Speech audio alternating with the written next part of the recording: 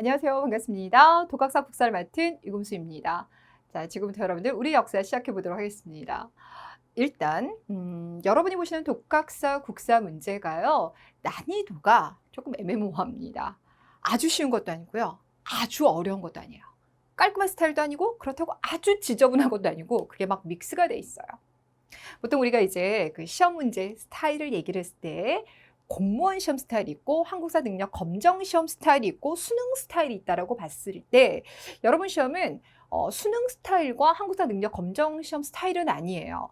이 두 개의 시험의 특징은 뭐냐면 각종 자료를 많이 띄우고 그 자료와 관련된 내용을 해석하거나 추론하거나 뭐 이해했느냐 이런 걸 많이 물어보는데 여러분 좀 옛날 스타일대로 물어봐요. 보통 문제 그리고 이렇게 자료 제시는 그렇게 많지는 않습니다. 곧장 선지로 내려가는 공무원 시험 스타일이 좀 많이 있어요. 자, 그러다 보니까 문제 유형과 더불어서 내용도 추론 아니면 뭐 이해 이런 것보다는 암기가 얼마나 많이 듣느냐인데 그 암기가 어떤 건 되게 심플하게 물어보는데 어떤 건 되게 복잡하게 물어봐요. 되게 복잡하게 물어본다는 게 바로 뭐냐면 선지에서 동그라미 1번 나왔고 주어, 목적어, 서술어 다 구성되는 문장 형식으로 많이 나오고 있기 때문입니다. 자, 제가 이런 얘기 왜 드리냐면요. 여러분 시험 문제 유형이 그러하다 보니 간단하게 외워야 되기도 하지만 복잡한 내용도 같이 알고 계셔야 되고요. 자, 그러다 보니까 우리 강의가 30강 이상으로 구성되었다라는 말씀을 드립니다. 자, 지금부터 일단 1강을 시작할 텐데요. 우리 역사 시작인 구석기 시대에서부터 시작해서요. 초기 철기 시대까지 일단 나가도록 하겠습니다. 자, 저는 그 부분 제목을 1. 원시사회 이렇게 잡아봤습니다. 오늘이 이제 첫 번째 수업 시간이니까요. 일단 수업을 어떻게 따라오는지도 같이 제가 설명을 좀 드릴게요. 여러분 교재 챕터 1 피셨죠? 자, 내가 챕터 1하고 원시사회와 고조선 이렇게 나와 있을 거예요. 그리고 조금 내려오시면 이렇게 바 형태로 제목이 나와 있을 겁니다. 원시사회 전개 이렇게 나와 있죠. 자, 우리는 이제 그 중에서 제가 먼저 상단부에 보시면 네모로 1, 인류의 등장과 도구의 사용 이렇게 넣어놨죠? 네, 제가 여러분이 보시는 교재 그대로 순서대로 배열을 할 텐데 우리 교재가 시험에 맞추다 보니까 문장형으로 구성이 됐어요. 그러니까 여러분 시험에서 선지들이 문장형으로 많다 보니까 그것도 같이 그렇게 교재도 만들었는데 문장형의 장점은 여러분이 어느 정도 이해하고 난 다음에 교재를 봤을 때 아, 그거야. 읽고 다시 그 내용들을 복기시키기에 되게 도움이 됩니다. 단점은 그래서 책이 두꺼워지고요. 또 하나는 그래서 핵심 단어가 뭐지? 제일 중요한 게 뭐지? 이게 구분이 좀 잘 안 돼요. 자, 그런 단점을 보완하기 위해서 저는 여러분이 보시는 교재 중에서 가장 핵심 단어들을 제시를 했어요. 가령 이런 식인 겁니다.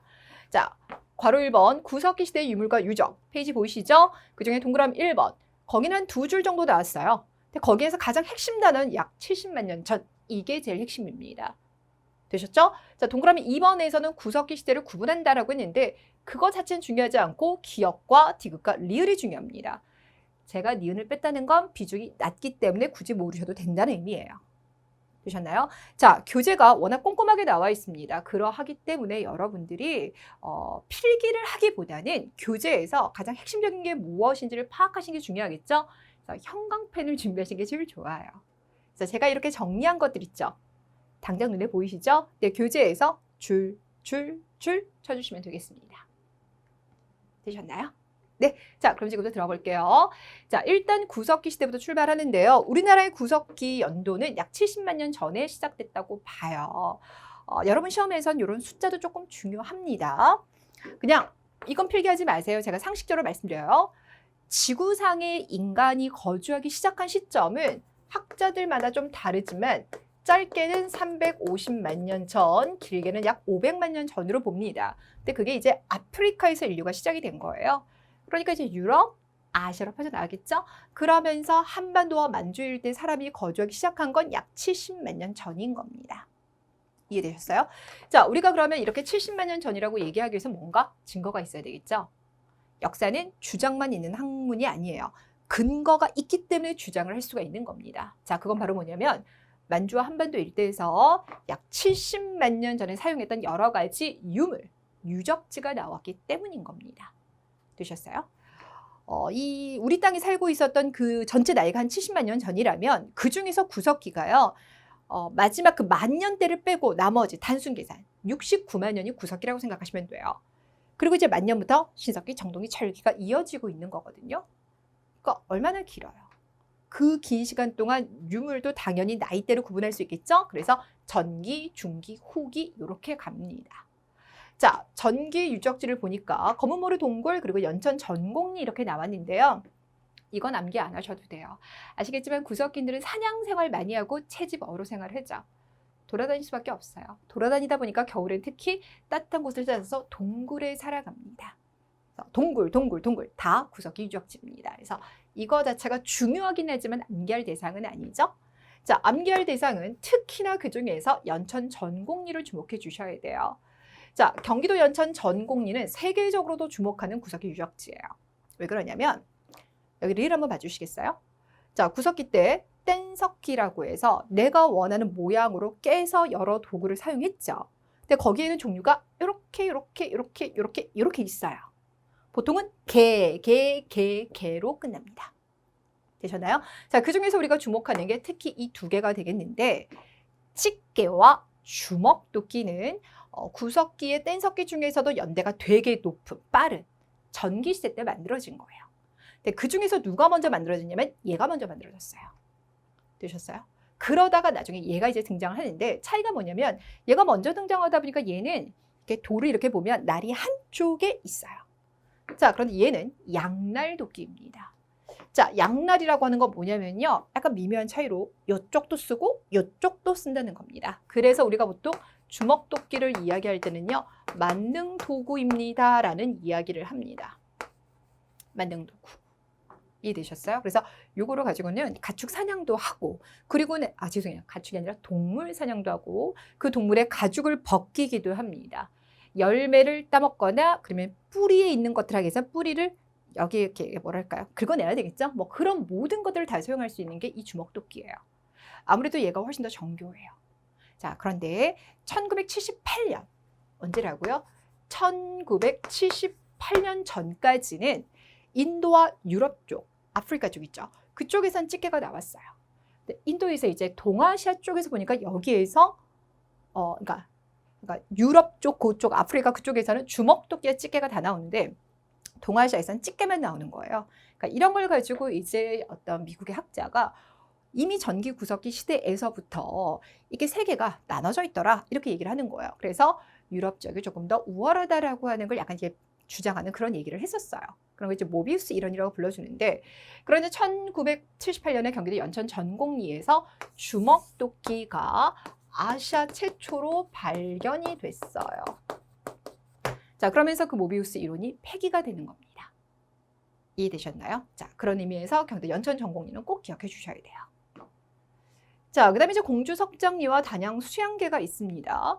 공주석장리 같은 경우는 굳이 후기다라고 하는 걸 기억하실 필요는 없어요. 혹시 여러분들이 공주석장리 여행 가보셨어요? 여기가 얼마나 우리나라의 대단한 구석기 유적지냐면요. 아예 박물관이 만들어져 있어요.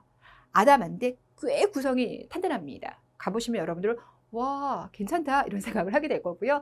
특히 그 가운데 홀에 보시면 각종 땡석기를 정리를 해놨는데요. 거의 아주 고급스러운 그 명품 주얼리 샵을 연상시킬 만큼 인테리어도 너무 완벽해요. 그래서 정말 잘 만드셨다라고 생각을 했거든요. 그만큼 우리나라의 구석기를 대표하는 지역이 공주석장리예요. 그래서 후기를 굳이 기억하실 필요는 없고 대표적이다라고 생각하시면 되겠습니다. 단양수양계 여기도 대표적이에요. 왜 대표적이냐면 여기서 나온 뗀석기의 종류가 15,000여 점 정도가 됩니다. 엄청나게 많이 나왔어요. 되셨나요? 그래서 이 두 개는 시기 상관없이 그냥 대표적인 곳이다 이렇게 기억해 두시면 되겠습니다. 자, 그럼 이제 구석기 사람들이 이런 걸 가지고 어떻게 살았는지를 봐야 되겠죠? 알다시피 수렵, 어로 채집 생활을 했고요. 그때 도구를 사용하는데요. 자, 니은에 보시면 여러분 교재에 이렇게 길게 문자가 나왔는데 그걸 단순하게 정리하면 이렇게 정리할 수 있어요. 전기가 되겠죠? 중기, 후기가 되겠죠? 전기 때는 집게나 주먹도끼를 사용하게 되는데 그때는 그거 하나 가지고 여기저기다 다 쓰는 겁니다. 되셨어요? 자, 그리고 이제 집게나 주먹도끼는 대체적으로 사이즈가 큰 편이에요. 그럼 뒤로 가면 어떻게 되냐면 뒤로 가면 이제 사람들이 뭔가 도구를 좀 더 섬세하게 만들기 시작하죠. 그래서 도구의 크기가 점점 작아지기 시작할 거고요. 한 개의 용도로만 사용하는 겁니다. 긁게, 밀게 이런 식으로 하나의 용도를 사용하는 거예요. 되셨나요? 자, 구석기 사람들 같은 경우는 겨울에는 동굴 생활을 하게 될 거고요. 그다음에 강가에 살 경우는 막집을 짓는데 이 막이라고 하는 게 임시라는 의미를 가지고 있습니다. 신석기 때 나오는 움집과는 달라요. 구분해 두시면 되고요. 자, 물이 져서 다니게 될 거고요. 계속 먹을 거를 찾아서 이동을 하게 되죠. 자, 이때 무리를 이끄는 대장이 있긴 있어요. 하지만 우리가 생각하는 권력을 가진 리더의 의미는 아닙니다. 조금 더 뭐 지혜로운 사람 그런 의미가 되겠죠. 그래서 평등한 사회이다라는 겁니다. 자, 동그라미 5번에서는 어떤 얘기를 하냐면 우리가 구석기인들 하면 되게 원시적이야. 그래서 그들은 되게 그냥 생존적인 것만 했을 거다 이렇게 생각하잖아요. 아니에요. 그들도 예술 작품을 만들었어요. 뭐 엄청 대단한 건 아닌데요. 공주 석장리 같은 데 보면 동물의 뼈에 또는 단양 수행글 보면 동물의 뼈에 이렇게 문양들이 새겨져 있는 게 있어요. 자, 그러면 우리가 이걸 발견했을 때 뭐라고 생각하냐면 이거 혹시 물고기 새긴 거 아니야? 이렇게 생각하는 거죠. 그래서 물고기를 많이 잡았으면 좋겠다라고 하는 마음을 반영했다. 즉, 구석기인들이 생존을 위한 활동도 하지만 뭔가 원하는 걸 표현하는 주술적, 예술적 활동을 했구나라는 걸 이해하시면 되겠습니다. 되셨죠? 자, 이렇게 해서 이제 구석기 시대를 마무리하고요. 신석기로 넘어갈 텐데 구석기와 신석기 가운데 끼어 있는 게 있습니다. 가운데 서서 중석기라고 불러줘요. 근데 중석기는 여러분들 교재에 좀 간단하죠? 여기선 더 간단합니다. 이 세 가지만 기억하시면 돼요.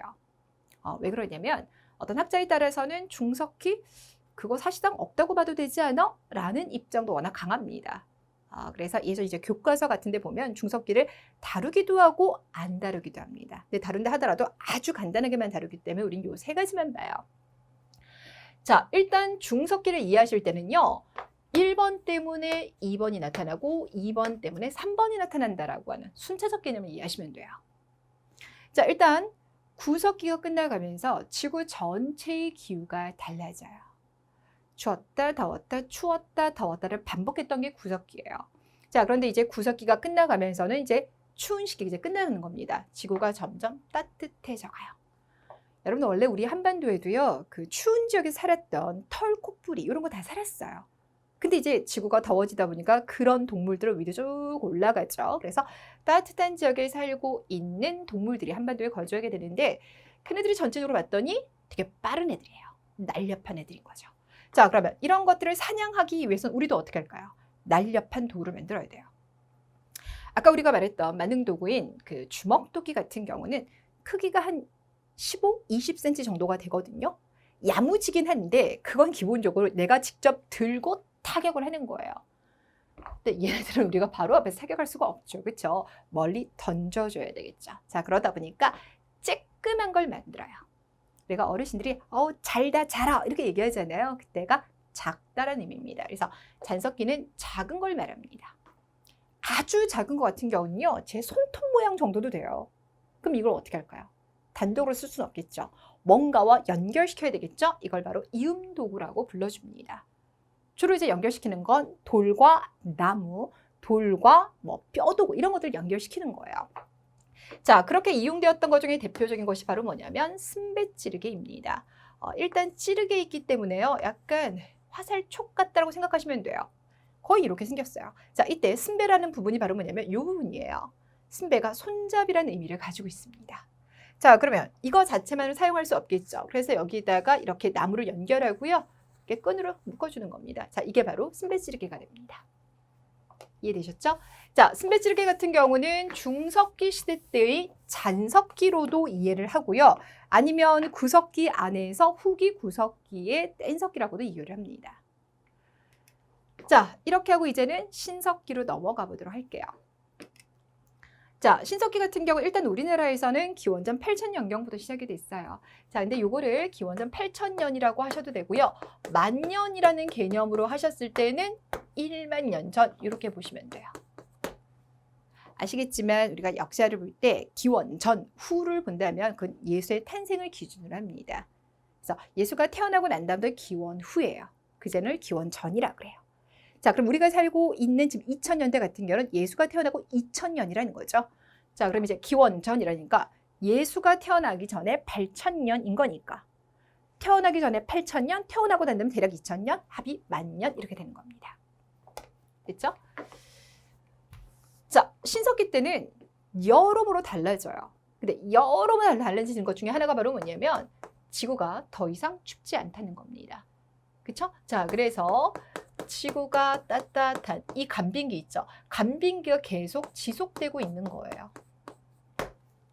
그래서 예전에 이제 빙하기 같은 경우는 한반도에 가을, 겨울 위주로만 있었다고 생각하시면 돼요.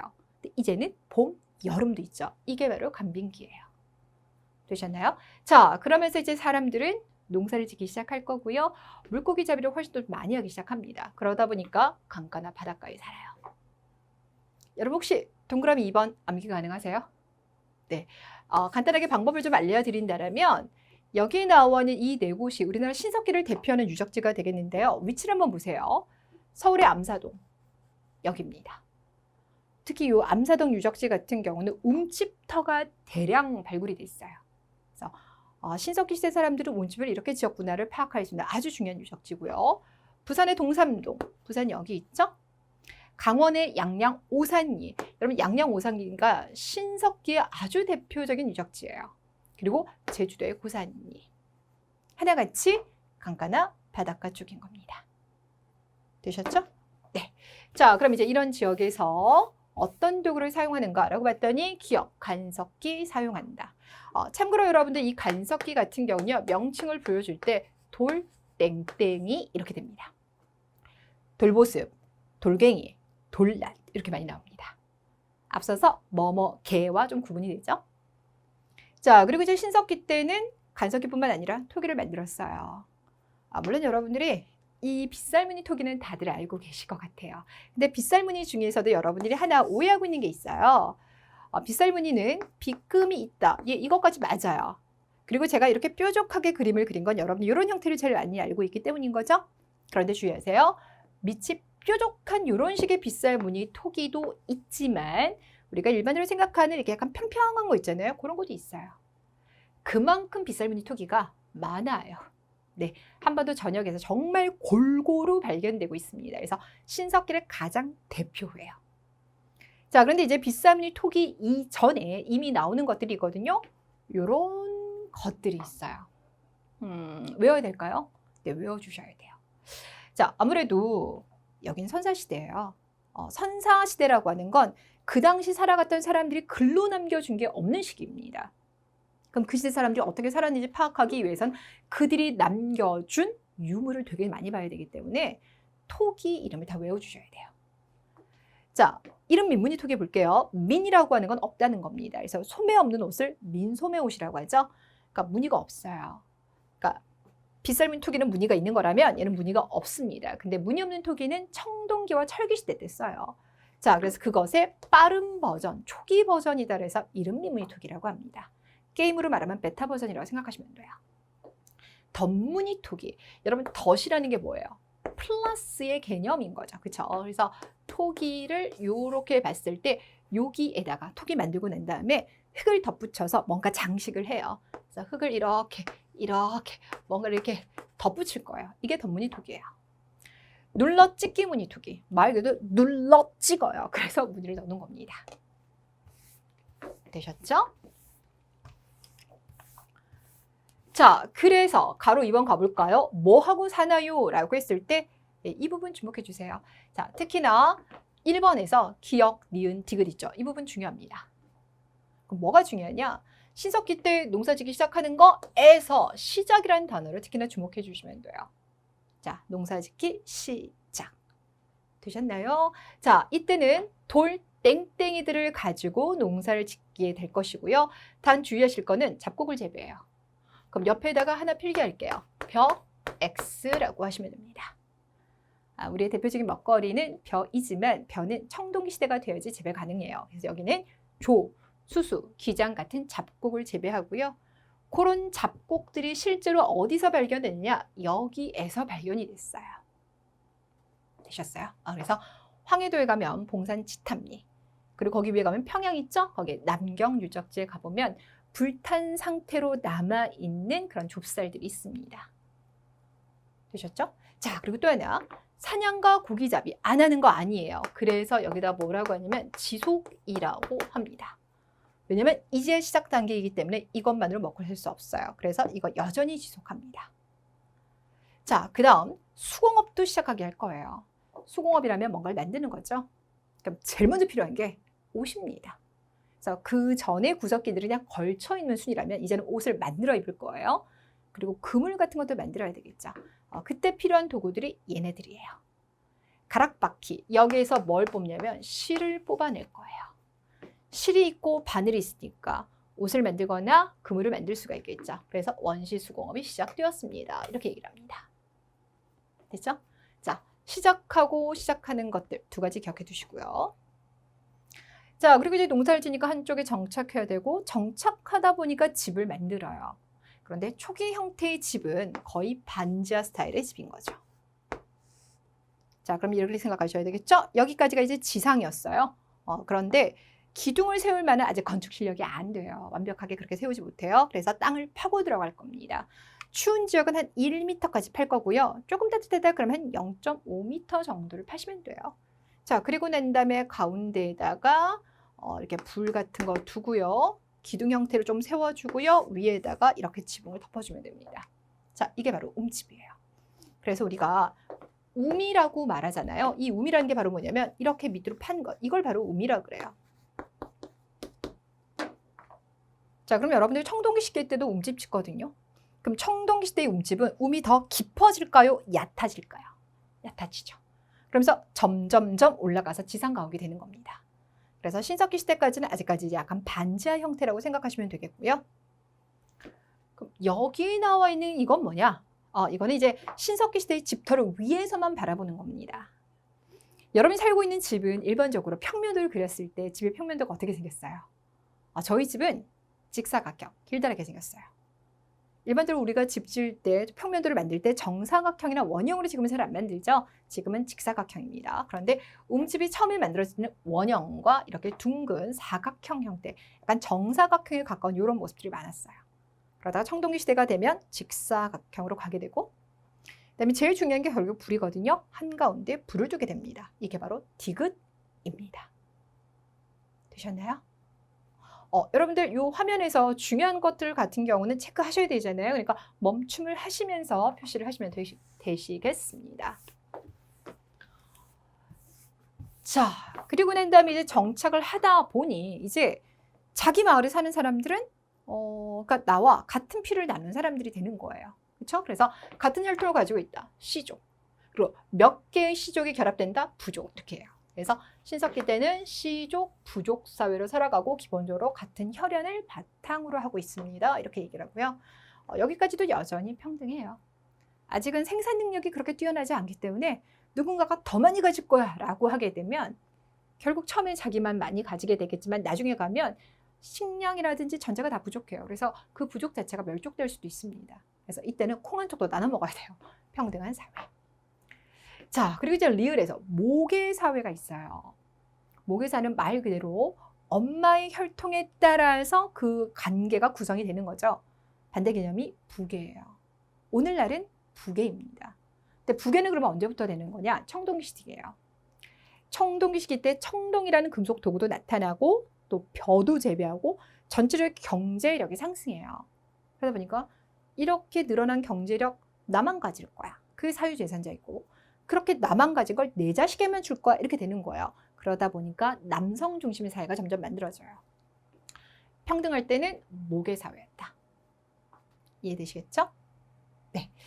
자, 그 다음 이제 4번에서는 문장이 되게 많은데 핵심 단어는 얘네들을 뽑아주는 겁니다. 뭘까요, 여러분들? 이거 원시종교예요. 그래서 4번 앞에다가 원시신앙이라고 하겠습니다.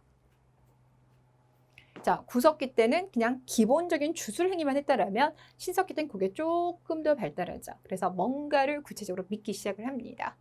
자, 그 중에서 여러분들 많이 들어보신 건 뭐 샤머니즘 같은 건 많이 들어보셨을 것 같아요. 무당의 존재를 인정하고요. 그가 외우는 주문, 주술 그런 것들의 영험한 힘을 믿는 것. 이게 바로 샤머니즘입니다. 그래서 지금도 우리가 전 보러 간다 그러면 여전히 샤머니즘이 강하다 이렇게 생각하잖아요. 신석기 때 나타났어요. 자, 사람은 죽어도 영혼은 남아있다라는 생각을 하게 된 것도 신석기 시대부터입니다. 애니미즘과 토테미즘 이거 구분하셔야 되는데 뭘까요, 여러분들? 그럼 질문할게요. 자, 단구단검을 아실 거고 단구단검의 엄마가 웅녀라는 것도 아실 거예요. 그럼 웅녀는 쑥과 마늘을 먹어서 곰이 사람이 된 케이스인 거잖아요. 그거 실제로 쑥과 마늘을 먹어서 곰이 정말 사람이 된 게 아니라 곰을 숭배하는 부족이 있었다는 거 알고 계시죠? 자, 그러면 곰을 숭배했다는 건 애니미즘일까요? 토테미즘일까요? 토테미즘입니다. 그래서 토테미즘 하면 동물이라든지 식물이 있죠. 요거 숭배하는 거예요. 전 세계적으로 곰을 그렇게 많이 숭배했어요. 우리뿐만 아니라 다른 지역에서도 곰 숭배를 많이 합니다. 워낙 힘이 있었던 동물이기 때문입니다. 자, 그래서 주의하실게요. 애니미즘이 애니멀이라고 생각하셔서 토테미즘과 헷갈리시면 안 돼요. 토테미즘이 동물 숭배입니다. 반면에 애니미즘 같은 경우는 해, 달, 큰 산, 큰 돌, 뭐 이런 것들을 믿는 것이 바로 애니미즘이 되겠습니다. 자, 동그라미 5번에 나와 있는 것들은 이제 신석기인들이 만든 예술 작품인데요. 끝에 이거 두 개 좀 볼까요? 조개 껍데기로 가면을 만들었어요. 그리고 조개 껍데기에서 가운데 부분 다 팔고 끝부분을 남겨서 이렇게 팔찌 같은 걸 만들어요. 자, 이건 이제 조개니까 강가나 바닷가에 사는 것과 관련이 돼 있겠죠. 요거는요, 이렇게 그냥 조그만 이제 그 뭐라 그럴까요? 그러니까 진흙 같은 걸로 만든 뭔가 이제 이렇게 작은 덩어리가 발견이 됐어요. 근데 작은 덩어리 봤더니 그냥 덩어리가 아니라 왠지 뭔가 이렇게 눈 모습으로 찝어낸 것 같고 코, 입을 모습을 표현한 것 같은 거예요. 그래서 우리 학자들이 아, 이거 한반도에 살고 있던 사람이 흙으로 인간의 모습을 빚었구나 이렇게 생각을 하는 겁니다. 되셨어요? 아, 이거 우리 아주 어린 애기들이 한 2살, 3살 되면 사람 그릴 때 두부인간 그리는 거 아세요? 약간 그 모습을 흙으로 만들었다 이렇게 생각하시면 돼요. 이게 신석기입니다. 됐나요? 네, 자 이렇게까지 해서 우리가 신석기 시대까지 살펴봤어요. 자, 그리고 이제 밑으로 가시면 이 표시 하나 보실 겁니다. 되셨어요? 거기 한 4-5줄 정도가 나와 있는데 여러분이 결국 기억하실 건 이게 제일 중요해요. 뭔가 의문점 드는 거 없어요? 분명히 우리는 수업을 일단 구석기 때부터 출발했고요. 그래서 한반도 70만 년 전부터 사람이 살았어라고 얘기를 했어요. 그런데 여기서 우리 민족의 기틀은 신석기 때부터 시작이 되었습니다. 이렇게 얘기를 합니다. 뭘까요? 자, 이런 겁니다. 구석기 같은 경우는 빙기, 간빙기가 교차됐다 그랬죠. 근데 이때 여러분들 빙기를 좀 보여드리면 전체적으로 지구가 추운 시기예요. 빙하기라고 하죠. 그래서 이때는 이제 춥고 그러다 보니까 비도 많이 안 와요. 그러다 보니까 바다 중에서 얕은 바다는 바다 상태가 아니라 육지 상태가 돼버려요. 그래서 봤더니 중국과 한반도를 연결한 이 서해 바다가 워낙 얕은 바다입니다. 이게 그냥 다 드러나서 육지가 된 거예요. 제주를 포함해서요. 남부 지역도 일본과 연결되어 있습니다. 동해 일부 지역도 연결되어 있습니다. 그럼 무슨 말이냐면 한국, 중국, 일본이 언제든지 왔다 갔다 할 수 있는 곳이다. 실제로 구석기인들은 이동 생활을 했죠.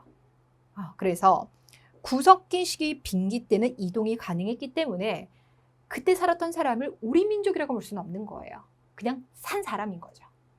되셨어요? 자, 그런데 우리 민족이라고 하려면 적어도 한반도, 만주 북부 요 일대 딱 눌러 앉으면서 우리만의 스타일이 만들어져야 되는 거잖아요. 그 우리만의 스타일은 정착 생활을 시작하는 신석기 앤드 단군왕검이 출연하게 되는 청동기, 그 시기 때 우리 민족 스타일이 만들어졌어요. 이렇게 얘기하는 겁니다. 되셨나요? 네. 자, 여러분 시험 문제에서 구석기, 신석기 문제가 많이 나오는 것은 아닙니다. 하지만 이런 거 다 섞어버리게 되면 결코 그렇게 또 만만하게 볼 것도 아니죠. 네, 잘 챙겨두시라는 얘기입니다. 자, 이번에 여러분들 3번 달라졌습니다. 청동기와 철기를 가보도록 할게요. 자, 일단 먼저 청동이 무엇일까부터 생각을 한번 해볼게요. 청동이 뭐예요? 금속입니다. 구석기와 신석기는 돌이에요. 돌은 말 그대로 그냥 흔하게 볼 수 있어요. 네, 그 중에서 내가 마음에 드는 단단한 돌을 잘 선택해서 가공을 하면 돼요. 근데 청동이라는 건 길거리 가봤더니 저기 청동이 있어 이게 아닌 거잖아요. 구리와 아연을 적당하게 배합을 해서 적어도 700도씨 이상으로 끌어올려서 내가 원하는 모양으로 찍어내야 됩니다. 지식과 아이디어와 창의력과 도전정신 그 많은 것들이 다 필요해요. 이해되셨어요? 네, 그래서 이제 청동기를 사용하면서부터 정말 생활 모습이 달라지기 시작할 겁니다. 자, 일단 우리 역사상 청동기를 처음 시작한 시점은 기원전 2000년경에서부터 기원전 1500년경 정도로 봐요. 자, 그러면 예수가 태어나기 전 2000년 전인 거니까 지금으로 빠지면 약 한 4000년 전인 거죠. 자, 그런데 여러분 그거 아세요? 이게 고조선의 시작 시기랑 거의 비슷해요. 네, 고조선은 우리 첫 번째 나라라고 얘기하죠. 네, 이 고조선이 건국된 게 지금부터 4000여 년 전에 건국되었다라고 합니다. 이해되셨어요? 그럼 바꿔 말할게요. 고조선은 어떤 문화를 바탕으로 등장한 나라일까요? 바로 청동기입니다. 되셨나요? 시험 문제에서 그렇게 나와요. 고조선은 청동기를 바탕으로 등장한 나라이더라. 자, 이번에 한번 볼게요. 자, 그러면 그때 만든 청동기는 뭐가 있습니까? 라고 했는데, 자, 비파형 동검 정말 중요합니다. 별표 칠게요. 이 비파형 동검은 여러분들 사진으로 좀 많이 보셨을 것 같아요. 요렇게 생긴 동검입니다. 가운데는 이렇게 홈이 파여져 있어요. 되셨나요? 근데 조금 특이한 게 있죠. 이거 자체가 칼인데 손잡이가 너무 짧아요. 이렇게 자꾸 싸우기 너무 힘들겠죠. 무슨 말이냐? 우리는 이 칼 부분과 손잡이 부분 있죠. 따로 만들어요. 그래서 두 개를 끼우는 겁니다. 비파형 동검이 가지고 있는 가장 형식적인 제일 중요한 건 이 비파라고 하는 악기를 닮은 모양보다 더 중요한 게 몸집 부분과 손잡이 부분이 분리된다는 게 더 중요해요. 그래서 앞에 나와 있는 게 바로 이 부분이에요. 왜 이런 얘기를 하냐면 한반도와 만주 쪽에서 발견되는 이 비파형 동검은 중국에선 볼 수가 없어요. 중국 같은 경우는 이 두 개가 일체형입니다. 자, 그래서 옆에서 요 단어도 같이 챙겨주셔야 돼요. 북방계통이에요. 중국 영향 받은 게 아니에요. 우리가 중국과 교류를 하는 건 철기 시대가 되어야지만 가능하거든요. 그래서 청동기 시기까지는 만주, 그 위쪽과 교류를 통해서 이렇게 청동기 문화도 발달시켰다라는 거고, 그래서 니은에서 보시면 예맥족이라고 나와요. 이건 단독 문제로 나오는 것까지는 아닌데 그래도 공부를 하다 보면 예맥족 이렇게 나오는데 이게 도대체 뭘까? 여러분 우리가 어느 나라는 어느 민족이 세웠어요 이렇게 얘기를 하잖아요. 그럼 우리는 도대체 어느 민족이 세운 걸까요? 당군한검? 당군한검은 민족이 아니죠. 통치자의 명칭입니다. 그럼 우리는 무슨 민족일까요? 우리는 한인이에요. 한족은 중국 본토 사람들에서 한족 아니고요. 한인이라고 합니다. 되셨어요? 자, 그런데 한인은 대체적으로 이 남부지방에 살았어요. 위쪽에 살고 있던 사람들이 뭐냐면 예맥족이라고 불리는 사람들이에요. 이해되셨어요? 학자에 따라서는 예족, 맥족 분리를 하는데 그냥 우리는 묶어서 예맥족 이렇게 가도록 하겠습니다. 그래서 단순하게 생각해 보시면 이 예맥족과 관련되어 있는 나라가 위쪽에 있는 나라들인 거니까 고조선, 부여 이런 나라들이 되는 겁니다. 이해되셨어요? 반면에 이제 남쪽에 있는 나라들이 나중에 이제 뭐 신라라든지 가야로 연결되는 나라들이 그런 나라인 거예요. 그래서 이 두 개의 세력이 결합해서 우리가 되는 거거든요. 자, 그러니까 여기서 고조선 이야기를 할 거고 청동기를 이야기할 거고 지금 이 위쪽에서 나오는 거니까 위쪽 예맥족이 이러한 비파형 동검 문화를 발달시켰다 이렇게만 보시면 되고 이거 자체가 엄청 중요한 건 아니에요. 근데 이제 여러분 시험지가 조금 약간 올드한 성향이 있어요. 그래서 요즘 잘 다루지 않는 내용들도 하는데 가끔 이런 것들이 선지 속에 살짝 들어가 있기 때문에 말씀을 드린 겁니다. 자, 그 다음 이제 3번 부분은 뛰어넘고요. 우린 4번으로 한번 가보겠습니다. 자, 4번은 이 시기에 사용되던 여러 가지 도구를 볼 텐데요. 자, 이때 우리는 기역과 니은을 묶습니다. 그리고 난 다음에 비교하기라고 쓸게요. 자, 무슨 얘기를 하고 싶으냐면 청동기 시대가 되면서 당연히 청동기를 만들었을 거고요. 그래서 비파형 동검 만들 거예요. 거울도 만들어요. 근데 그 거울 같은 경우는 예쁜가 이거 보기 위하기보다는 힘 있는 군장이 자기 가슴에 달아요. 그래서 하늘빛을 내가 흡수할 거야. 그리고 그 빛을 다시 반사할 거야 라고 해서 하늘과 연결되는 나의 권위를 상징하는 겁니다. 되셨나요? 자, 그러니까 이건 제가 옆에다가 이렇게 쓸게요. 그 부족을 통치하는 사람을 군장이라고 하거든요. 다른 말로 그 부족을 통치한다 해서 족장이라고 불러주는데 군장, 족장 또는 지배층만이 이런 걸 가질 수가 있습니다. 자, 그런데 여전히 생활도구는 뭘 쓸 수밖에 없냐면 돌을 쓸 수밖에 없어요. 청동을 만들 수 있는 재료가 그렇게 많은 것도 아니기 때문에 청동기를 만드는 건 소수의 사람들만이 가지게 되고 일상생활 도구들은 여전히 석기를 써요. 그럼 여기서 말하는 석기는 무슨 석기일까요? 네, 간자 써주시면 돼요. 간석기. 됐나요? 그래서 반달돌깔, 바퀴날도끼, 홈작 이렇게 나오죠? 이거 생활도구예요. 그 중에서도 여러분이 꼭 기억한다. 반달돌깔. 그래서 반달돌깔과 비파형 동검은 재질은 다르지만 같은 청동기식이라는 걸 기억하시면 돼요. 이런 거 가지고 농사 짓습니다. 됐죠? 자, 토기로 갈게요. 토기에서 가장 메이저는 민무늬 토기예요. 이게 가장 메인이고 메이저예요. 그러니까 얘는 무늬가 없어요. 그렇죠? 자, 그런데 이 무늬가 없는 민무늬 토기에서 살짝 변형이 생겨요. 그게 바로 뭐냐면 미송리식 토기예요. 미송리식 토기는 이 토기에다가 손잡이를 양쪽에 이렇게 달아주면 돼요. 그게 바로 미송리식 토기인 거고요. 붉은 간토기는 여기다 색깔을 붉은색을 입혀주면 됩니다. 됐죠? 자, 도구에서 변화도 중요하지만 그 다음에 이제 철기에서 또 나타나는 변화 부분도 좀 잘 챙겨주셔야 돼요. 무슨 말을 하고 싶은 거냐면 자, 철기 부분에서 동그라미 1번 용도와 그러니까 1번의 기역과 디귿을 한번 보실래요? 이거 서로 지금 같은 이야기를 하거든요. 뭔가 특이한 점이 디귿에서 보이지 않으세요? 아까 청동기 같은 경우는 지배층들이 가지는 비파형 동검 같은 무기 같은 건 만들 수 있지만 생활용품은 안 만든다 그러잖아요. 그런데 철기를 가지고는 생활도구, 농기구도 만들었어요. 그러니까 이 도구의 차이가 있어요. 이해되셨죠? 그만큼 이제 철을 만들 수 있는 철광석이 청동기를 만드는 구리보다 훨씬 더 분포도 많고 그래서 우리가 더 쉽게 구할 수 있었다라는 겁니다. 그리고 얘가 더 단단합니다. 그래서 철제 농기구를 만들 수가 있어요. 이해되셨죠? 네, 자 철기에서는 이 부분 되게 중요해요. 토기 부분 같은 경우는 여전히 민문이 써요. 근데 여기에서도 이제 변형이 나타나요. 덧띠 토기. 이 토기에서 여러분들 요 맨 윗부분 있죠? 입구 부분. 요 입구 부분에다가 한 번 더 둘러요. 이게 덧띠예요. 되셨어요? 검은 간토기. 여기를 검은색으로 입히는 겁니다. 그러니까 토기 명칭들이 조금씩 헷갈리실 거예요. 근데 여기서 토기 이야기하면 더 이상 우리 역사에서 토기 이야기 할 일이 없어요. 그 다음부터는 이제 막 백자, 청자 이런 거 나올 거니까 토기는 사실상 여기서 끝입니다. 그래서 여기 나온 한 10개 정도만 기억해 주시면 돼요.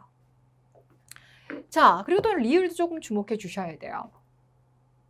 청동기 시대, 그러니까 청동기가 더 이상 만들어지지 않은 건 아니에요. 청동기 여전히 만들었을 거예요. 단 철이 워낙 야무져요. 그래서 이런 거 다 쓰잖아요. 그러다 보니까 실제 생활에서는 더 이상 청동기 쓸 일이 없는 거예요. 그럼 청동기는 어떤 부분으로 밀려나게 되냐면 의식용 도구로 밀려나게 됩니다. 그러니까 행사용품으로 바뀌어지는 거예요. 행사, 제사용이 되는 거죠. 되셨어요? 자, 이때 여기 엮어 볼게요.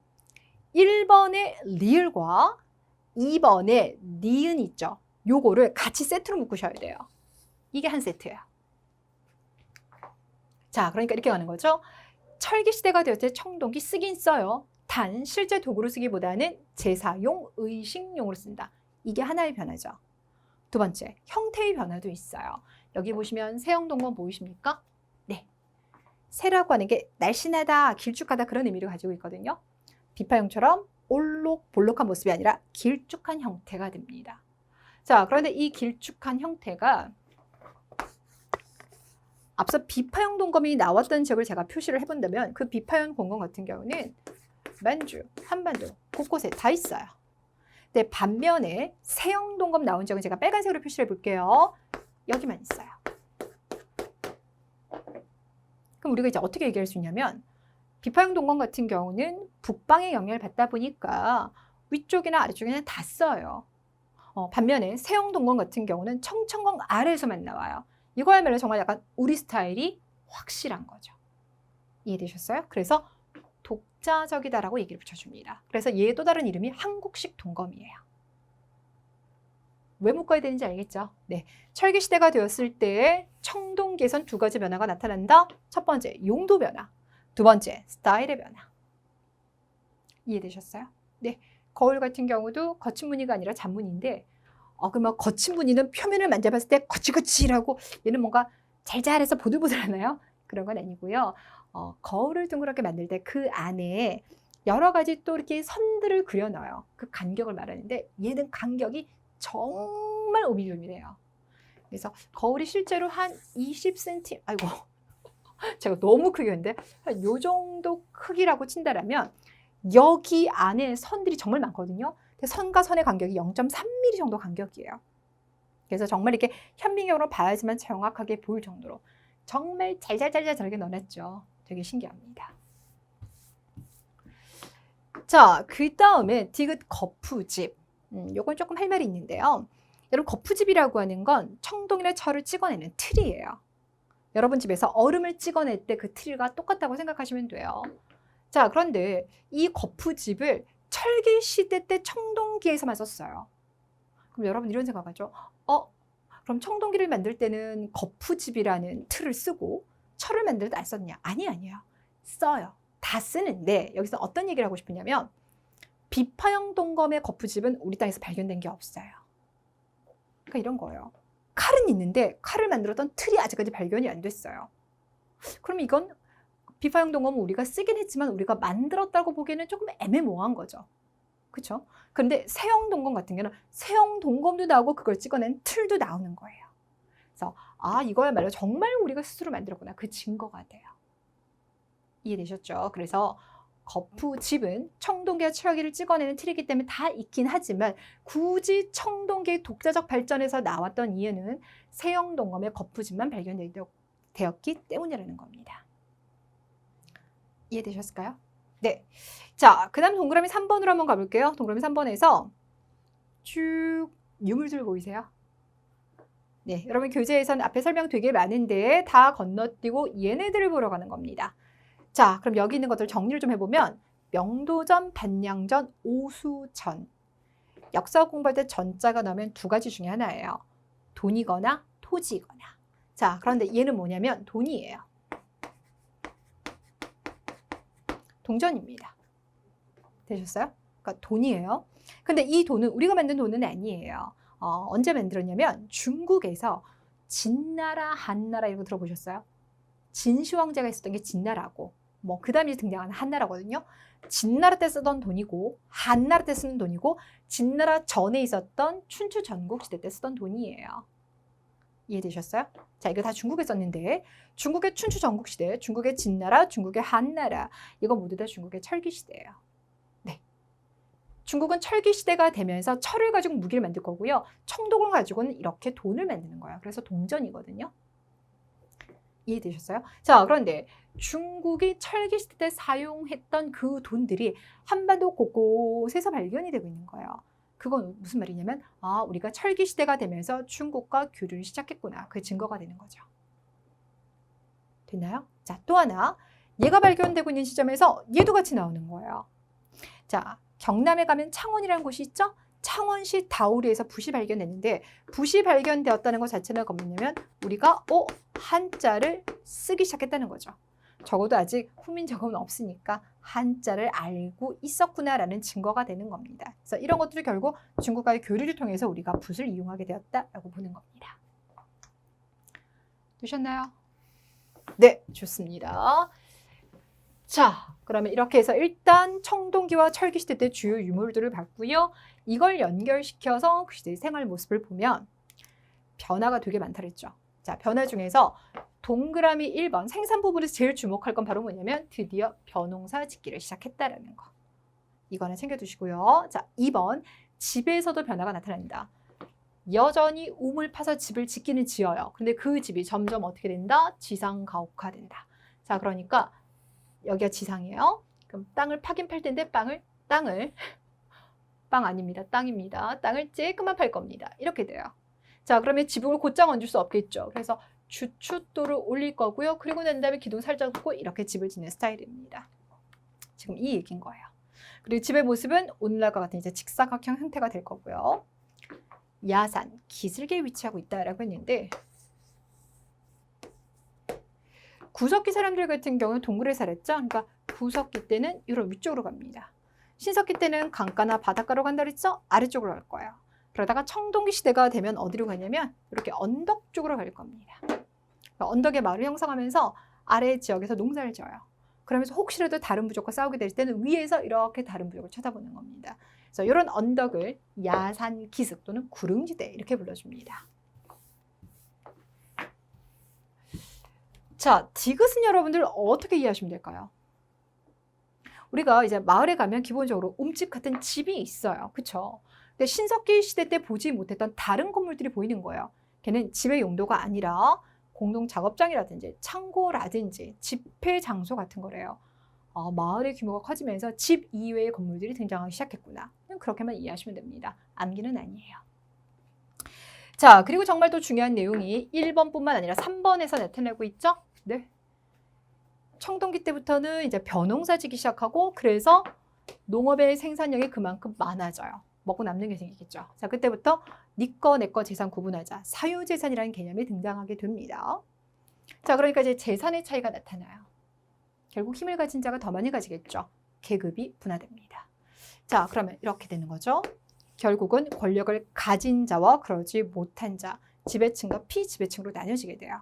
자, 이때 그 지배하는 사람 중에서 가장 꼭대기 있는 사람, 부족을 이끌어간다. 군장 또는 족장이라고 불러주는 거죠. 되셨어요? 자, 여기서 이제 우리가 뭘 봐야 되냐면 미음을 보셔야 돼요. 여러분, 미음에서 시옷까지 연결되는 지점 있죠? 이건 모두 다 얘를 설명하기 위한 거예요. 이거 보셨죠? 자, 그럼 비읍으로 한번 가볼게요. 선민사상. 선민사상이라고 하는 건 뭐냐면 내가 선택받았다는 생각입니다. 우리가 선택받았다는 생각인 거예요. 이게 선민사상이에요. 자, 그러니까 힘을 가진 세력들이 전쟁을 통해서 또 다른 부족을 복속시키잖아요. 그럴 때 나 또는 우리 부족이 너희랑은 달라. 특별한 힘을 가졌어. 우리는 하늘로부터 선택받은 사람들이거든. 이러한 자부심을 가지고 있는 거예요. 이게 바로 선민사상이에요. 일종의 우월의식을 기반으로 한다라고 보시면 됩니다. 되셨죠? 자, 그 다음 군장은 특별한 것들을 가져요. 그럼 아까 청동기를 기준으로 얘기를 한다면 가령 예를 들어서 그는 비파형 동검을 가지겠죠. 거친 무늬 거울을 소유하겠죠. 그리고 그의 무덤은 남들보다 좀 달라요. 크고 무겁습니다. 그래서 거대한 무덤, 고인돌이 조성이 되는 거예요. 되나요? 네. 자, 우리나라는 고인돌이 되게 많아요. 그래서 스타일 같은 경우도 고인돌을 봤을 때 혹시 이런 스타일의 고인돌 보셨어요? 제일 많이 보셨던 거죠? 그럼 CC는 여기다 두고요. 돌을 다 가리는 겁니다. 이런 고인돌이 있는가 하면 어떤 고인돌 같은 경우는요. 이렇게 땅을요. 살짝 파요. 그러면 CC는 이런 쪽에 두는 겁니다. 그리고 난 다음에 위에다가 거대한 돌을 덮는데 그냥 덮기도 하고요. 살짝 여기 공간 띄우고 두기도 해요. 이걸 탁자식, 이걸 바둑판식이라고 불러줘요. 탁자식, 바둑판식. 근데 우리나라는 얘도 있고 얘도 있어요. 다 묶어서 3만 기 정도가 있습니다. 되게 많이 있어요. 되셨어요? 그래서 아신지 모르겠지만 우리는 유네스코에서 세계문화유산으로 여러 가지 지정한데 그중에서 고인돌이 들어가요. 자, 그게 어디 있냐? 고창, 화순, 그리고 강화에 있는데 고창과 화순에 있는 것 이런 스타일이 많이 있어요. 반면에 강화에 있는 것 이쪽이 많이 있습니다. 제가 일단 이렇게까지만 말씀을 드릴게요. 그리고 고조선에서 한 번 더 말씀을 드릴 거거든요. 그때 제가 탁자식이라고 하면 여러분들이 이 모습을 떠올려 주시면 돼요. 됐죠? 네. 자, 그래서 군장의 권위를 나타내는 것들은 이런 것들이 있다라고 기억하시면 되겠고요. 군장은 결국은 정치 담당하고 종교 담당하는 그냥 최고의 권력자가 되는 겁니다. 그래서 우리가 그걸 재정일치 이렇게 불러줘요. 자, 일단 오늘이 첫 번째 수업이고요. 여러분들이 교재에 나와 있는 내용들을 지금 선별적으로 어떻게 쫓아와야 되는지 이제 이해를 좀 하셨을 것 같아요. 궁금한 건 게시판에 질문 이제 올려주시면 될 것 같고요. 오늘 내용 정리 이제 이 정도로 마무리할게요. 자, 아이고 하나가 더 있었군요. 뭘 그러냐면 구석기, 신석기 시대뿐만 아니라 청동기와 철기 시대 때도요. 그 시대 사람들의 여러 가지 예술적 성향 또 그들이 바라는 주술적인 것들이 표현된 유물과 유적이 남아 있습니다. 그걸 좀 보는데요. 일단 4번에서는 니은, 농경문이 청동기. 이렇게 생긴 농경문이에요. 앞뒤 쪽에 보면 뭔가 그림이 그려져 있거든요. 근데 그 그림의 의미를 정확하게 아직 분석을 다 한 건 아니고요. 정확하게 그래서 언제 만들어지도 완벽하지는 않아요. 근데 재료 자체가 청동기 시기이고 전체적으로 농사 짓고 있는 모습이 그려져 있거든요. 그래서 뭔가 농사가 좀 잘 됐으면 좋겠다라는 마음에서 만든 것이다 라고 추측하고 있습니다. 자, 리을을 좀 봐주셔야 되는데요. 리을을 보시면 바위 그림이에요. 말 그대로 바위 중에서 이렇게 약간 절벽 형태로 된 바위 있죠. 거기에다가 벽화 그리듯이 뭔가를 새겨놓은 거예요. 자, 바위 그림 중에서 되게 유명한 게 이 두 개예요. 울산에 가면 울주군 단구대 바위 그림이 있습니다. 고령에 가시면 양전동 바위 그림이 있어요. 이건 여러분 좀 많이 보셨을 것 같은데 되게 넓어요. 거기에 한 200여 점의 그림이 그려져 있거든요. 근데 그 그림에 보면 동물, 그 동물 중에는 이제 육지에 사는 동물도 있고 바다에 사는 동물이 있어요. 바다에 사는 동물 중에는 고래도 있어요. 사람 모습도 그려져 있어요. 한 번에 그린 건 아니고요. 뭐 청동기 시기 때도 그리고 신석기 시대도 그리고 좀 장기간에 그렸던 것 같아요. 그래서 좀 사냥 잘 했으면 좋겠다, 잘 먹고 잘 살았으면 좋겠다 이런 것들이 표현된 것으로 보입니다. 자, 여기 있는 바위 그림은요. 대놓고 딱 동물을 그리기보다는요. 원 아니면 사각형 이렇게 기하학적인 것들을 좀 많이 그렸어요.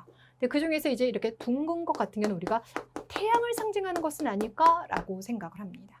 그래서 이런 것들도 뭔가 이제 하늘을 바라보면서 기후가 좋았으면 좋겠어 이런 마음 또는 태양을 숭배하는 그런 마음들이 반영되어 있을 것이라고 추측을 하고 있습니다. 자, 이렇게 하면 정말 이제 설명이 끝났어요. 자, 그리고 우리는 무엇을 할 것이냐? 문제를 풀 겁니다. 여러분 이제 뒤로 넘겨보시면 기출형 다잡기라고 해서 문제가 쭉 나와 있어요. 그럼 제가 여기 지금 써둔 건 뭘 의미할까요? 오늘 여러분들이 배우신 내용과 직접 관련되어 있는 문제의 번호를 제가 써놓은 겁니다. 되셨어요? 체크해 보시고 그 문제들만 딱 푸시면 돼요. 자, 그런데 다시 저는 여기서 파란색으로 몇 개의 문제를 표시해놨습니다. 뭐냐면 1번, 3번, 4번, 6번 이런 문제는 여러분이 혼자 푸시고 그리고 해설지를 보시면 충분히 이해가 될 거라고 생각이 드는데 이런 문제들 같은 경우는 설명이 조금 더 필요할 거라고 생각이 돼요. 그래서 제가 여러분들과 함께 풀어보겠다고 표시해둔 문제입니다.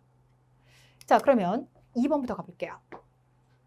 자, 동물의 뼈, 뿔로 만든 뼈도구와 뗀석기로 사냥과 채집을 하였던 시대에 대한 설명으로 올바른 것은 그랬는데 뗀석기 나왔으니까 구석기 시대죠. 1번 선민사상. 여러분 선민사상이라면 나는 선택받았어. 우리 부족은 선택받았어 라고 하는 우월의식과 관련돼 있죠. 그게 등장했다라고 하면 무슨 시대가 돼야 될까요? 그렇죠. 청동시기입니다. 자, 2번 동굴, 먹짐, 무리생활. 답은 그래서 2번 되겠죠. 자, 3번에서는 공동생활까지 했어요는 구석기, 시석기 다 들어가는데 토기를 제작하기 시작했습니다라고 했으니까 신석기 시대인 거고요. 자, 4번에서 해안이나 강가에서 움집 생활을 하였으며 움집은 신석기 때부터 쭉 나오는데 강가 해안가다라고 하면 이건 신석기에만 들어갑니다. 되나요? 네. 5번에 가볼게요. 구석기 시대 유적지로 볼 수가 없는 것은 이라고 했는데 자, 일단 여러분이 절대로 잊어버리시면 안 되는 게 2번 경기도 연천 정곡리. 여기가 1978년 동아시아 최초로 주먹도끼가 발견됐던 곳이기 때문이죠. 여긴 제가 예쁜 박물관이 있는 곳이라고 말씀드렸죠. 진짜 꼭 가보세요. 너무너무 괜찮고요. 그 앞에 있는 강가에서 불어오는 바람도 되게 기분 좋습니다. 자, 4번 동굴 유적지 나오면 모두 다 구석기라고 했죠? 답은 그래서 1번입니다. 자, 서울 암사동 유적지 같은 경우는 여기가 이제 1920년대 큰 홍수가 한번 있었어요. 그 홍수로 인해서 뭐 뻘에 잠기는 것도 있고 또 여러 가지 관리하는 과정 속에서 기존에 몰랐던 게 드러나기도 하죠. 이때 뭐가 많이 드러나냐면 움집터가 되게 많이 드러났어요. 그래서 신석기의 대표적인 움집터가 서울 암사동에 있습니다. 자, 7번입니다. 신석기 시대의 사회생활과 관련이 있는 것은인데요. 자, 1번 널무덤이 나왔어요. 미리 하나 같이 쓸게요. 동무덤도 씁시다. 널무덤과 동무덤은 오늘 수업 안 했죠. 네, 그러니까 일부 조금씩 빠진 게 있어요. 아주 자잘한 것들. 그게 여기에 들어가는데 이거 무덤이에요. 무덤 중에서 널인 거니까 이거는 나무로 만든 무덤이에요. 그래서 우리가 나무 위를 뛰면 널뛰기 한다 그러잖아요. 그래서 이건 나무로 만든 무덤. 동무덤에서 독이라고 하는 건 포이즌을 말하는 게 아니에요. 이건 항아리입니다. 항아리 두 개를 맞대어서 거기 안에다가 시신을 집어넣는 형태예요. 요거는 어느 시기 때의 무덤 형태가 되냐면 철기 시대 때 있었던 무덤 형태 중에 하나예요. 주로 이제 남부지방에서 나타났습니다. 이렇게 문제 풀면서 부족한 거 메꾸시면 되겠죠? 자, 별을 재배하기 시작했습니다. 청동기 시기. 그 중에서 반달 돌칼인 거니까 얘는 간석기이잖아요. 이게 그러니까 청동기 시기가 되는 거죠. 자, 3번. 수렵 어로생을 하다가 점차 원시적인 농경생을 하였다. 신석기 시대죠. 답이 그래서 3번인 거고요. 4번에서는 청동기 시기부터 민문이 쓰기 시작해서 철기 시기 때도 계속 민문이 쓰는 거죠.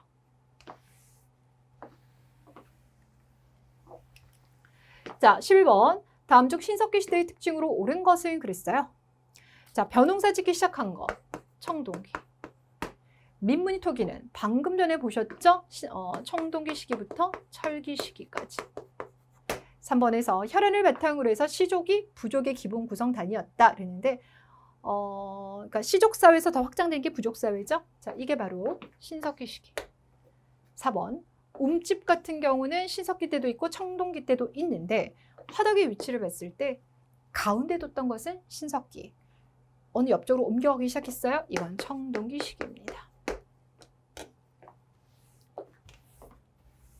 어려운 문제라기보다는 그냥 중간중간에 한두 개 헷갈리는 게 있다. 뭐 그렇게 보면 좀 문제가 좀 수월하게 보실 것 같아요. 자, 17번. 다음 내용과 관련된 시기에 대한 설명으로 틀린 것은 그랬어요. 바위 그림. 자, 대략적인 바위 그림들은 한 시대만 그린 건 아니에요. 근데 이제 가장 핵심적인 게 청동기 시기라서 이제 우리가 청동기에 넣었어요. 자, 그 중에서 울산 울주군에 있는 반구대 바위 그림. 여기 보니까 200여 점의 그림이 있는데 동물. 근데 동물 같은 경우는 육지에 사는 동물, 바다에 사는 동물 다 있다고 했었죠. 자, 그럼 이제 이거와 관련돼서 틀린 것은 그랬습니다. 1번. 많은 가옥이 밀집해서 집단 취락 형태를 이루었다. 신석기 시대 때도 움집을 지었으니까 마을이 있어요. 근데 그때는 이제 마을이 좀 초보적인 형태라면 청동기가 되면 마을이 이제 체계를 갖추는 거예요. 그래서 집도 더 많아지고 집 이외에 여러 가지 공공장소도 있죠. 그리고 마을 주위에다가 울타리도 치고 있어요. 방어시설인 거죠. 자, 이런 이야기를 지금 얘기를 하는 겁니다.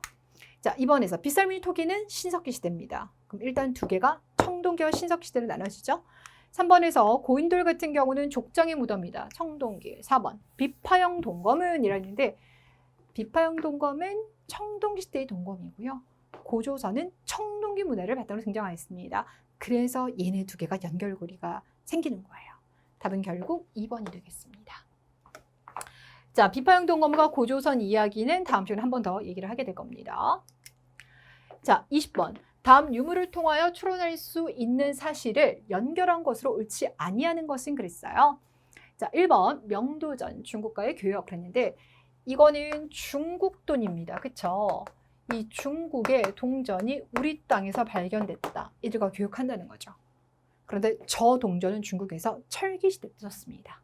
자, 그래서 철기시대에 중국과 교역하기 시작했다는 걸 알려주는 거고. 가락바퀴. 이건 실을 뽑아내는 거예요. 농사 짓는 모습을 말하는 것이 아니라 원시적이지만 수공업을 통해서 옷을 또는 그물을 만들기 시작했다는 걸 보여주는 거죠. 2번입니다. 자, 거푸집. 이건 청동기와 철을 찍어내는 틀이에요. 여기서는 이제 청동기를 찍어내는 걸 더 강조하고 싶었지만 철도 찍어내는 겁니다. 자, 그래서 어찌됐거나 3번에서 거푸집은 맞는 거죠. 4번. 자, 바위 그림 방금 전에도 보셨어요. 많은 동물들 그려냈어요. 사냥이 성공했으면 하는 바람을 적어둔 겁니다. 자, 26번. 철기시대 이후의 사회의 모습입니다. 모두 묶어주세요. 라고 했는데 자, 기억. 가벼운 무게의 제작으로 정복사업이 활발하게 전개되었습니다. 라는데 철기를 가지고는 철제 무기, 철제 농기구 다 만들었죠. 그러니까 철제 무기를 통해서 정복사업을 해요. 청동검을 가지고도 정복사업을 해요. 근데 청동검보다는 철검이 훨씬 살상력이 높아요. 그러니까 더 많이 죽이는 거죠. 그러니까 전쟁이 그만큼 많이 일어납니다. 자, 니은 세형 동검으로 군장의 세력을 과시하였다. 세형 동검은 청동으로 만들긴 했지만 철기시대 때 만든 거예요. 그쵸? 이걸 가지고 전쟁에 나가는 건 아니지만 뭔가 행사가 있을 때, 제사를 할 때 내가 이런 사람이야 이걸 보여주는 거예요. 그러니까 권위를 상징하는 거 맞죠. 자, 청동기 및 철기로 말의 안장을 만들었다. 이건 설명한 적이 없지만 잘 생각해 보세요. 말을 타야 돼요. 그럼 사람과 말을 밀착시켜주는 안장이 필요해요. 가죽과 그리고 뭔가 거기에 이제 연결고리도 필요하겠죠. 그 연결고리를 청동이나 철로 만드는 겁니다. 물론 여러분께서 그것까지 모르겠는데요라고 하실 수도 있지만 이렇게 유추를 해보실 수도 있겠죠. 자, 철제 농기구를 쓰니까 간섭기로 농사 지을 때보다 훨씬 더 농사 짓기 좋겠죠. 생산은 늘어납니다. 미음에서 계급이 발생하기 시작이라고 했으니까 이거는 청동기 시기인 거예요. 자, 그러니까 미음은 확실하게 틀렸죠. 미음 들어가는 거 다 빼고 나면 답은 결국 2번이 되는 겁니다. 그래서 이거 조금 애매모호하긴 했지만 얘도 맞는 거구나. 이렇게 이해하시면 됩니다. 네, 여기까지네요. 자, 이렇게 해서 우리 첫 번째 수업 여기서 마무리 짓겠고요. 여러분들이 가장 아마 자신 있는 부분이 구석기에서부터 초기 철기에 들어가는 부분이었을 거예요. 여러분들이 예전에 공부 좀 열심히 하셨다라고 하시면 기억 다 났어 이렇게 하실 것 같고, 또 어떤 분들은 들어는 봤는데 막상 문제 푸니까 조금 헷갈려라고 하실 수도 있을 것 같아요. 어쨌든 시험을 위해서 복습하셔야 되겠죠? 짧은 시간이지만 반드시 복습하시고 다음 시간 넘어오셨으면 좋겠습니다. 수고 많으셨습니다.